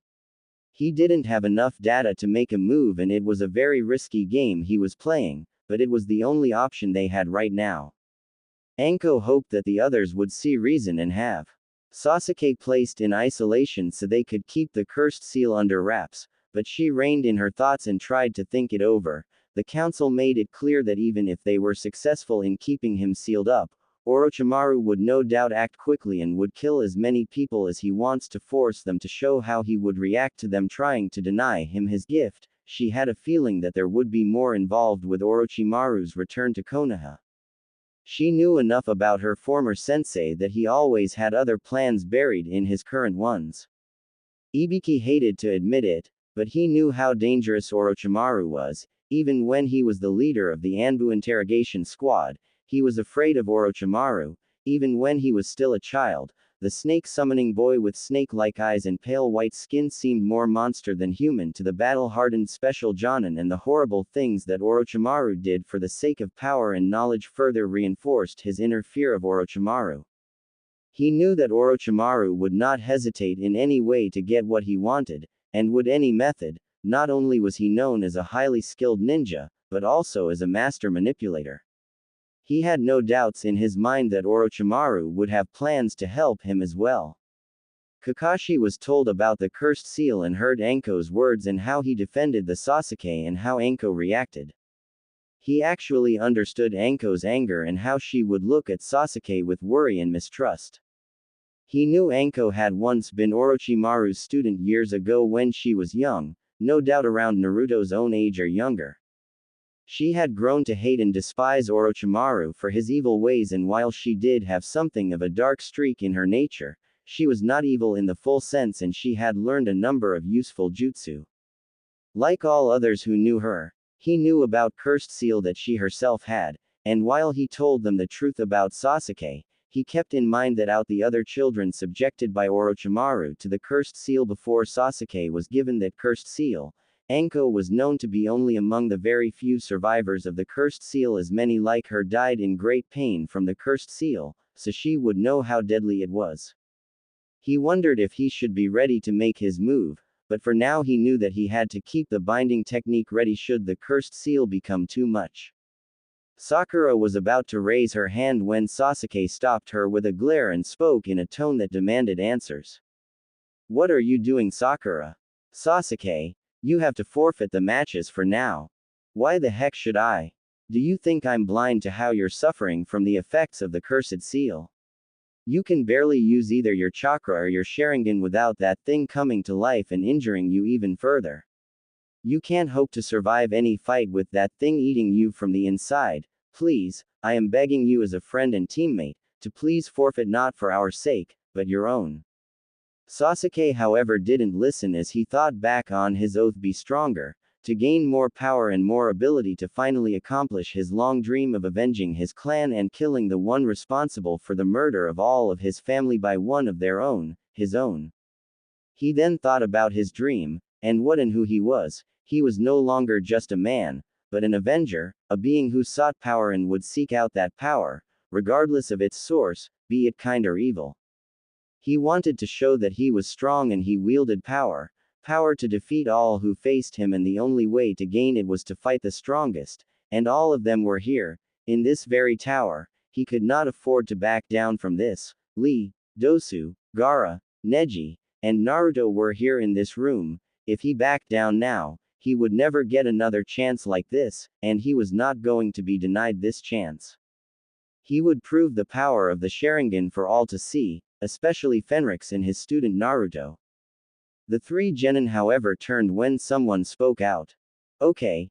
You got me, I'm out of this part." Naruto, Sakura, and Sasuke turned to see Kabuto raising his hand, and that made Sasuke very wary of the leaf genin who was now leaving the scene. Holy Talon thought likewise and wondered just what was Kabuto up to. From what it could sense, the genin had more than enough chakra and physical strength to be in this match. Why was he backing out? Naruto was also curious and spoke. "Hey Kabuto-san, why are you leaving?" Kabuto turned and smiled a bit and replied, "I'm sorry Naruto, but I had a heck of a hard time getting the scroll from the other team I fought with, and they really drained me, and even if we made it here now, I'm still somewhat beat up, but I know you can do well. I know I'll miss it, but, hey, don't worry about me, do your best, alright?" Naruto looked sad but smiled and gave Kabuto a thumbs-up signal. "I will." Kabuto smiled back and gave the same reply as he left the area. However, he didn't get away scot-free. Sarutobi looked at the leaving form of Kabuto and recalled something. This was not the very first time he had seen this young man, and neither was this the first time he had seen the man leave the Chunin exams at this stage. At first, he had allowed it as there was truth to his claims, but now that this was the 7th time he had done this act, he got suspicious. He turned to Anko and Ibiki as well, and they were able to find out just who he was, namely his name of Kabuto Yakushi and his times in the academy and in the missions he had undertaken, and the times he had taken the Chunin exams, his grades were average and he was not really much of a special case. However, Anko revealed that he was the child who was found among the enemy dead during a battle in Konoha's history years before, the Battle of Kiku Pass, by one of the Konoha medic squads, and was taken in. And that boy grew up here, learning medical jutsus, and had a very unremarkable career. That boy was Kabuto himself. As soon as Sarutobi got the details, he looked at Kabuto and thought to himself aloud. What sort of game is that young man playing with us? He wasn't the only one, as Kabuto was stopped by Yoroi, his fellow teammate, and spy of Orochimaru. The two exchanged a hushed conversation, with Yoroi warning Kabuto about his playing games and keeping his loyalty to Orochimaru, to which Kabuto replied back that he doesn't have to worry, and to which Yoroi replied that while he was Orochimaru's favorite, he was certainly going beyond his bounds. Kabuto replied that he knew about Yoroi's desire to take his place and now was his chance. With that, Kabuto bid farewell to both Naruto and Sasuke. Sorry I couldn't stay and fight, but if I did, the old me would have come back. I will be watching though. I hope you do well, Sasuke-kun, and you too, Naruto-kun. Besides, if I fought here and now, I would be revealed as a spy, and I wouldn't want that. The rest I leave to you and your capable hands, Orochimaru-sama. The sound Jonin looked on, but a thin smile appeared as Kabuto left the room, leaving the others to wonder on what they would do. However, Sasuke made up his mind already. As Sakura tried to raise her hand once more, he stopped her and replied. Sakura, this is my path. I chose it for myself. You have no right to tell me what I should do. I am your teammate and friend Sasuke-kun, and I can't just stand by and let that thing eat you alive. If you are truly my friend and teammate Sakura, then let me fight. This Chunin exam is more than an exam for me. I don't care much about the title of Chunin. I am an Avenger, nothing more. I have something to do no matter what, and I can't have myself stopped by anyone, not even you. All the strongest ninja are here and now. If I don't fight them here and now, then how can I see how strong I have become? I have to become strong no matter what. I won't let anything stop me, and that is what I want, and you have no right to stop me. Sakura looked on, sadly unable to say anything as she tried her best to reason with her teammate. Naruto, however, was far from happy with Sasuke's behavior towards Sakura, and he was not going to let Sasuke's attitude get the better of him. Sasuke-tem, you have to listen for once. Stop acting so cool and focus on the truth. That damned seals. Sasuke then turned and gave a challenging look to Naruto. Naruto, you ought to know that you're one of the people I want to fight. That made Naruto glare back and wonder just what was going on in the mind of Sasuke, but they had no time to think about that as Hayate got the Chunin exams underway. He then showed them the screen nearby that would take the names of the genin present and pair them in one-on-one combat. Also, since there were 23 of them, then it would be a series of 11 matches to start the preliminaries. It didn't take long for the first match to begin, and much to Naruto and Sakura's dismay. It was Sasuke Uchiha against Yoroi Akado. Sakura was stunned. While Sasuke smiled, Naruto gave a shake of his head, while Lee, Dosu, Neji, and Gaara decided to take a good long look at Sasuke and see just how he gets out of this one. As soon as that was announced, the genin and their Jonin sensei made their way to the upper terraces to watch the match and to stay away from the fight itself. I won't have this fight any other way. Gecko then spoke. All right, the names called forward, please come forward. The Chunin proctor then faced the men and asked them if they had any objections to the match-up between them, and they replied that they had none, while Orochimaru in his sound Jonin disguise smiled and watched on to see how this situation will play itself out. Sasuke then spoke to Yoroi. You are going to be in for the fight of your life with me. Hey, bring it on, Sasuke Uchiha. Yoroi said with a smile, which was naturally hidden by his veil as he looked at Sasuke, who looked back with a smirk. Naruto and Sakura looked on and wondered how things would turn out, while the others were looking with interest. Sasuke kept his cool, but held his shoulder in pain as the cursed seal once more reacted with his chakra. Hayate saw this and then gave the announcement that those who were not called were to leave and head for the upper levels for the match grounds to be clear of bystanders. As they got ready, Kakashi came by and was greeted with great enthusiasm by Naruto, and the Jonin spoke directly to Sasuke. You have to be careful not to use your Sharingan, Sasuke. If that mark activates, then your life will be on a thin edge. So you know about the seal? Yes, and what it does to those who are infected with it, and just so you know, if this fight gets beyond your ability to handle, then I will stop the fight personally.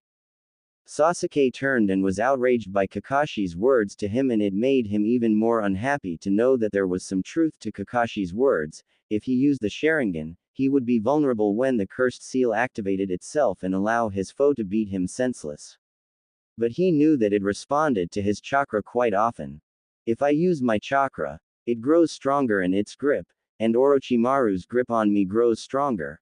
I have to beat Yoroi without my Sharingan, and my clan's jutsus are off limits as well. Maybe I can make him laugh to death instead. Orochimaru, however, was going to enjoy this fight. You are going in for a good test, Sasuke-kun. Yoroi's unique talents should be a real challenge. I want to see if you can overcome it. Sasuke sighed mentally and psyched himself up and got ready nevertheless. The other teams got ready to watch as Kakashi hoped that Sasuke didn't overdo it and get himself in a real mess. As soon as Gecko gave the signal, both ninja went to work, as Yoroi threw some shuriken and Sasuke fired some kunai, but Sasuke was stunned to the ground when the cursed seal awakened, nearly leaving him open to attack. As Yoroi closed the gap, Sasuke quickly used his remaining strength to move out of the way of Yoroi's fist. He then used the kunai he had to get a grip on the floor and used his legs to kick Yoroi down to the ground, and then with several restraining moves managed to knock Yoroi to the ground and opted to try and make Yoroi fall to submission. He got him. Naruto cheered, but Yoroi merely grinned and replied, "Really now? Who's got who, I wonder?" His hand glowed once more as he activated his own chakra and then grabbed Sasuke, and much to Sasuke's shock and disbelief, his chakra was being taken from his body. What the hell is happening? Yoroi then stuck hard, loosening Sasuke's grip, and then forced his way through, and much to the shock of everyone in the room, except Orochimaru, who smiled sadistically as the spy from the Sound Village leapt back, and as Sasuke managed to get off the floor, the ninja then used his glowing hand once more and began to drain Sasuke's chakra, making Sasuke lose his power. Kakashi and the others looked on in surprise and disbelief as the Uchiha survivor was being placed in a deadly situation. My chakra? What the hell are you doing to my chakra? What? You're just noticing it now? Yoroi replied as he laughed and continued his actions on the still weakened and disoriented Sasuke, who couldn't muster enough strength to break free just yet. Orochimaru noted and wondered how Sasuke would be able to handle this mess. Yoroi was indeed given such a unique talent. He could absorb the chakra of his foes with only a touch of his hand, quite a unique and deadly talent in the right hands and in the right circumstances, and this would make things even more difficult for Sasuke. As soon as Yoroi takes your precious chakra, Sasuke-kun, you will have no other choice but to rely on my little gift to you, and we shall see how you do. Release that forbidden power. It will save you after all. You have no choice in this matter. Sasuke managed to gather enough strength to kick Yoroi away from him, but he knew now that close combat with this guy was a serious mistake. If he got grabbed like that again, he was finished, but he was too weakened by the first two attacks that using either kunai or shuriken were a bad idea, and even if he could do it, the cursed seal would hurt even more. Yoroi, however, was not going to stop as he lashed out at Sasuke, and the Uchiha ninja tried to evade and managed to avoid some of the blows, but he got hit by the hand in the hair. However, instead of being a miss, the chakra absorbing technique affected him quickly, forcing him to lose even more of his strength, but he had enough to tolerate Yoroi's taunts and get some distance. Sasuke-kun. Damn it. What the heck is wrong with you? Think of something fast or your history, Sasuke. Sasuke admitted that Naruto had a point, and then he realized that he had one chance. Part of it wasn't original, but heck, as things were at this moment, it was better than nothing. He waited and then made his move, Managing to avoid Yoroi's next strike, he then attacked with a move that everyone recognized, including a duo of ninjas with the same hairstyle, the same suits, and the same bushy brows. Wait, that's my move, Lee said as he saw Sasuke use the same kick that he had used on him before during that test fight. He couldn't believe that Sasuke was using that move as well. What the? Guy thought as Sasuke leapt after Yoroi. As soon as they were in mid-air and Sasuke was behind Yoroi, he confessed something to the hidden sound spy. Alright, I'll admit I borrowed this move, but from this point on, the rest is my own creation.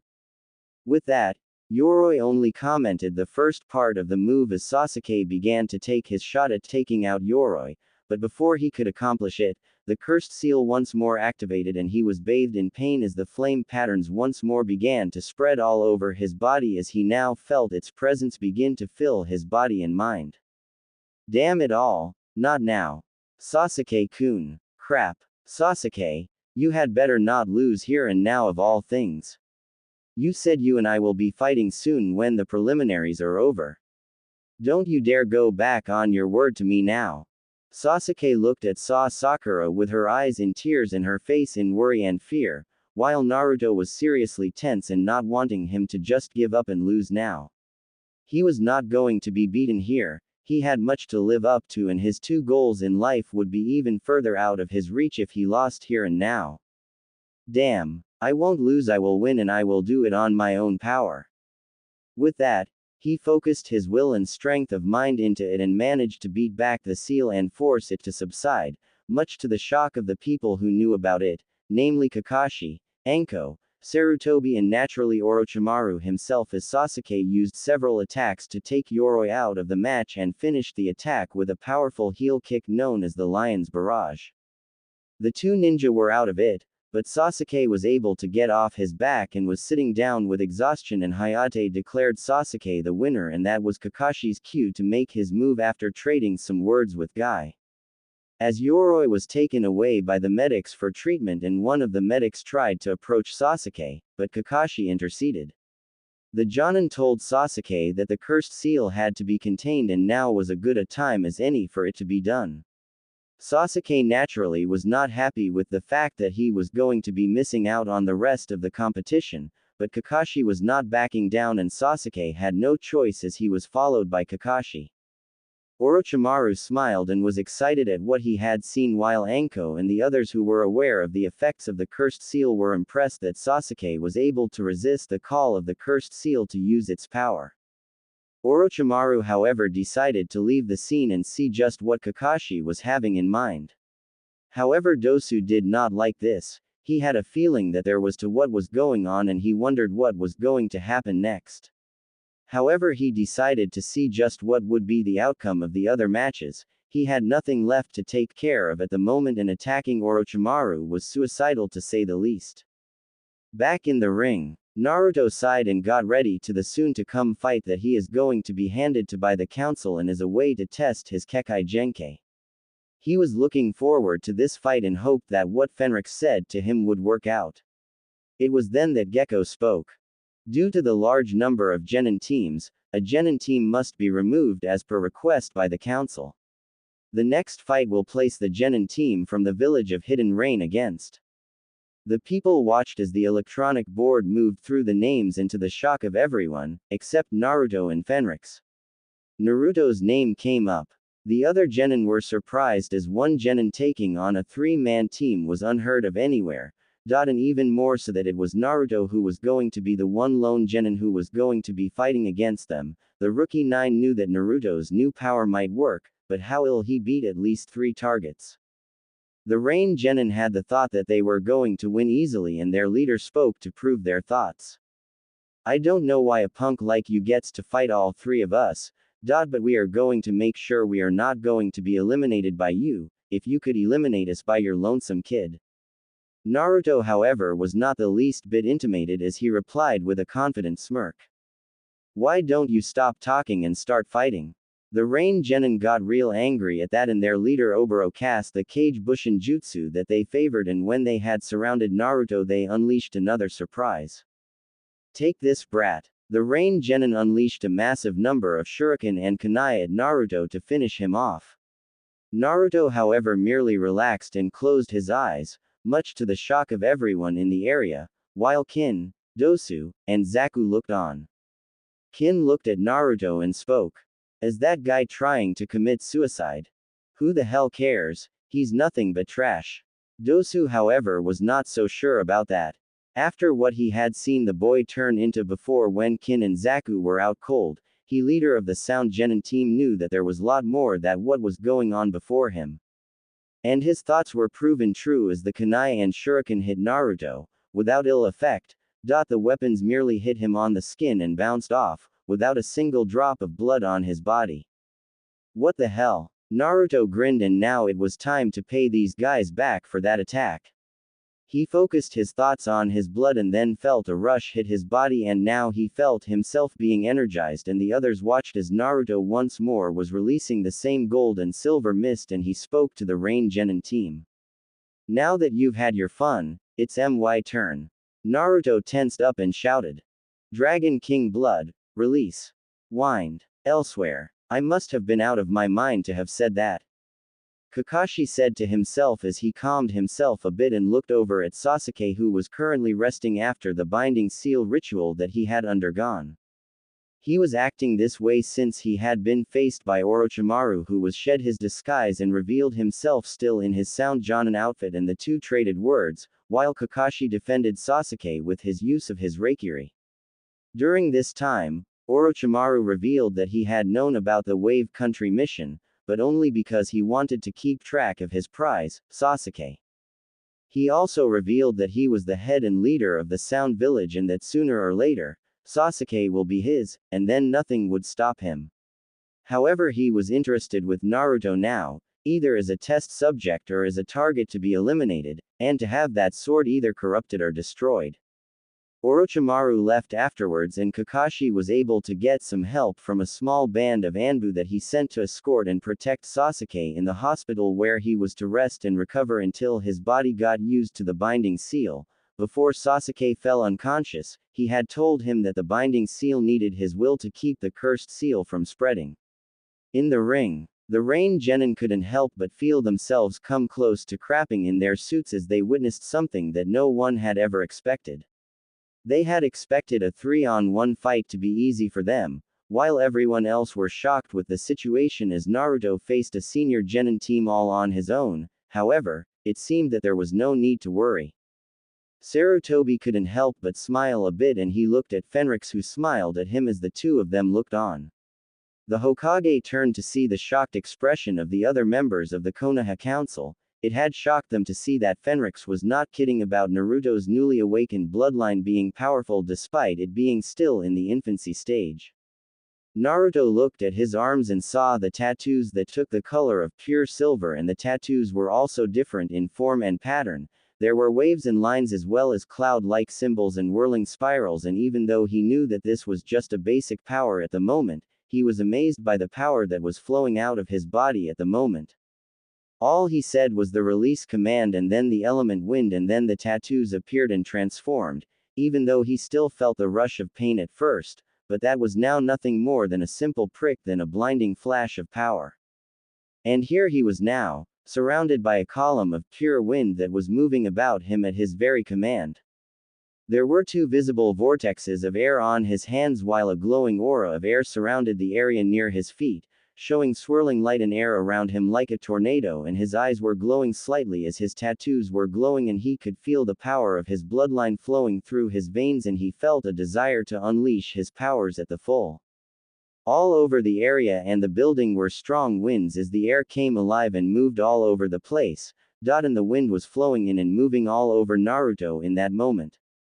Naruto then decided to bring it on as he moved and leapt over the heads of the Rain Genin, and as soon as he landed, he spun himself and moved his arms towards his chest in the same way and created a massive sphere of pure high concentrated air around him. He then pushed his arms outward at the sides, and the air concentrated there in the sphere that covered him suddenly exploded with amazing force outward. The 3-man team of Rain Genin were sent flying outward, and so were their Bushin, and those were reduced to splatter as the power of the wind-based attack, And the Rain Genin were knocked out in merely 3 seconds, a new record in the whole history of the Chunin exams. Just about every ninja within the whole room was stunned at the sight before them all. Naruto, with just one move, had defeated 3 genin in one simple but powerful move and in merely the time frame of 3 seconds. Holy, what was that? Kiba was shocked out of his hood as he saw that all the Rain genin were knocked out by one move. If he thought that the sight of Naruto not even taking a single scratch from the kunai and shuriken that were thrown at him was shocking, this one just beat them all. Akamaru was also confused and barking. That was amazing, Naruto-kun. Hinata was blushing bright red at how much Naruto had not just grown physically, but in power as well. That was amazing, as well as the sight of Naruto being unharmed by the kunai and shuriken that were thrown at him earlier. She had thought he was going to be badly injured, but the shuriken and kunai didn't even hurt him. Is that the power of Naruto's Kekai Genkai? If that is, it is amazing. Rock Lee was impressed and proved it as he shouted. That was great, Naruto-san. Quote. Guy was also impressed at the sight. He was not familiar with the move that Naruto had used and wondered if Kakashi had been teaching him some new technique. However, the rival of Kakashi had his doubts. That move was certainly something that Kakashi might learn during his years as an Anbu, but as a taijutsu master of Konoha he saw that the technique required no hand seals at all. He knew that there was no way a jutsu like that would be done without hand seals, so it must be something. For now, since Kakashi had left with Sasuke to do something, he would have to keep this secret for the time being and figure out what was going on. Ino was surprised at the whole scene. Is that really Naruto? The same Naruto who used to be the dead last among us? This is troublesome. If he can fight like that at the moment, there's no way I can beat him if I have to fight him. Shikamaru said as he looked on. Shoji was silent as he munched on, but even he was impressed by what he had seen. Their Jonin-sensei were also surprised by the sight. Asuma was stunned to silence as he nearly dropped his currently lit cigarette to the ground at the sight before him. As soon as he was able to get his mouth to work at the moment, he decided to speak. That was unexpected. That was no normal wind release technique. Kurenai was also impressed by the sight. Amazing. To think he could manipulate wind to that degree and not use hand seals doing it. Could this really be the same Naruto who was the undeniable class clown that failed several times in the academy graduation exam? Gaara was very impressed at the sight and trembled as he looked at the raw power Naruto had just displayed before them. He is strong, very strong. I want to kill him. Temari was also surprised. Impossible, that guy did all that. Wow. Kankuro was surprised at the sight. Baki was likewise impressed as he had never seen that before. There were a large number of wind users back in Suna, Temari being one of them, but there was no one who could manipulate that much wind with only their hands and body. This one deserved to be watched. The Sand Jonin decided to do some investigating, even though he had faith in the plan. This Naruto Uzumaki might prove to be a problem. Baki, however, had no idea how much Naruto would be a problem as the blonde genin and now clan head moved triumphantly.